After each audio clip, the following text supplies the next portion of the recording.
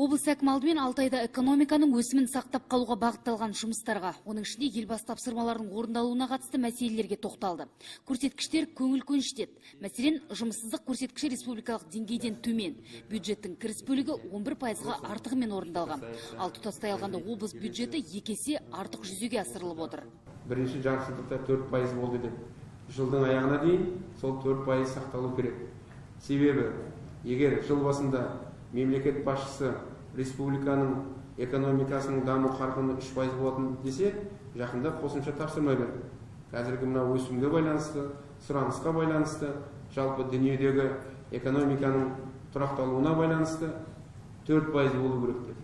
Сондықтан біз сол 4%-дан қалмауымыз керек. Облыс әкімінің орынбасары Асқар Бияхметовтың айтуынша, биыл өндірілген мұнай көлемі өткен жылмен салыстырғанда 400 тоннаға аз. Сондай-ақ өткен жылдың қорытындысы бойынша шағын және орта бизнестің үлесі 2%-ға төмендеген. Сондықтан жауапты мекемелер алдына бір қатар нақты тапсырмалар қойылды. Реализовать запланированные 17 инвестпроектов на Құны 28,6 миллиард теңге болатын жоспарланған 17 жобаны іске асырсақ, 1000 жұмыс орны ашылады. Қазақстан Республикасы инвестициялар және даму министрлігімен бірге қосымша геологиялық барлау жұмыстарын жүргізу мәселелерін шешу үшін және құны 487 миллиард теңге болатын Қытай Халық Республикасымен 5 инвест жобаны жүзеге асыруымыз қажет. Облыс әкімінің орынбасары Қайрат Бекенттің мәліметінше, Ақтөбе өңірі өңдеуші кәсіпорындардың деңгейі бойынша республикада 2-ші орында тұр. Ал өңдеу өнеркәсібінің үлесін арттыру бойынша алғашқы орында. Хромтау ауданында 773 миллион теңгенің өнімі шығарылды. Мұғалжар және Ойыл аудандарында кейбір бизнес субъектілерінің ірі кәсіпорындар қатарына өтуіне байланысты шағын және орта кәсіпкерліктің өнім шығару көлемі төмендеген. Ауыл шаруашылығы саласындағы жағдайды айтылды. Диқандар қауымның жұмысының нәтижесінде 3%-ды өсім бар. Сонымен қатар, ауыл шаруашылық мақсатындағы пайдаланылмай жатқан кейбір жер телімдерінің жағдайы да талқыланды. Суармалы жерлерді пайдалану бағытында биыл суармалы жерлер алқабы 21.500 гектарға жеткізіліп, өткен жылмен салыстырғанда 3.200 гектарға артты.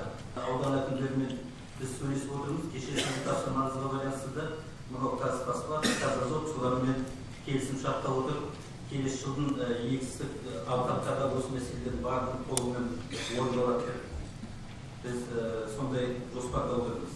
Облыс басшысы кей аудандарда мемлекет пен жекеменшік әріптестік аясындағы жұмыстардың баяу жүріп жатқанын айтып, бір қатар аудандардың әкімдерін сынға алды. Мемлекеттік жекеменшік серіктестік жөнінен бірде-бір жоба жоқ. Әлі біреуі іске қосылмаған. Басқасының бәрін айтпаған жөнінен. Егер енді кәсіпкерлік шалқарда дамымаса, ойылда дамай ма? Барлық жағынан бар ғой. Барлық жағынан мүмкіндік бар. Бір дом культурный, бір садик уже шешілді. Енді оны несі бар уже жер алу керек. Әлеуметтік бағытқа қатысты жасалған жұмыста назардан тыс қалмады. Мектептерде қордаланған мәселе көп. Әсіресе техникалық базаның нашар жабдықталу оқу процесінің сапасына әсер етеді. 10 балаға бір компьютерден келеді. Білім беру мекемелерінің саны мен білім сапасына қатысты сын айтылды. Кейбір елді мекендерде педагог кадрлар тапшы. Ал осы 6 айда денсаулық сақтау саласын қаржыландыру көлемі 17%-ға артты. Медицина мамандарының тапшылығы мәселесі де шешіліп келеді. 2015 жылы 150 маман жетпейтін еді, қазір бұл көрсеткіш төмендеді. Бүгінгі күнде облыста 74 дәрігер жетіспейді.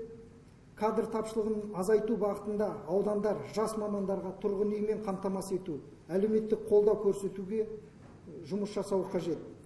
Екінші жартыжылдыққа жылдың аяғына дейін біз бұл салаға келесі міндеттер өзімізге анықтап отырмыз.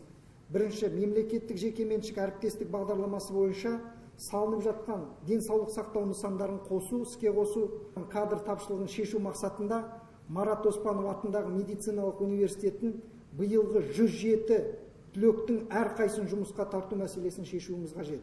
Бүгінге дейін жоспарланған үй құрылысына қатысты жоспар толық жүзеге аспай отыр. Бизнеске көрсетілетін қолдау мен мемлекеттік бағдарламалардың орындалуына байланысты тапсырмаларға немқұрайлылық танытқан кейбір ауылдық округ әкімдері сынға ұшырады. Жиын соңында облыс басшысы Бердібек Сапарбаев жауаптыларға экономиканың өсу қарқынын сақтауға қатысты бір қатар нақты тапсырмалар жүктеді. Райгүл Эншбайқызы, Самат Қалекенов, Қазақстан, Ақтөбе.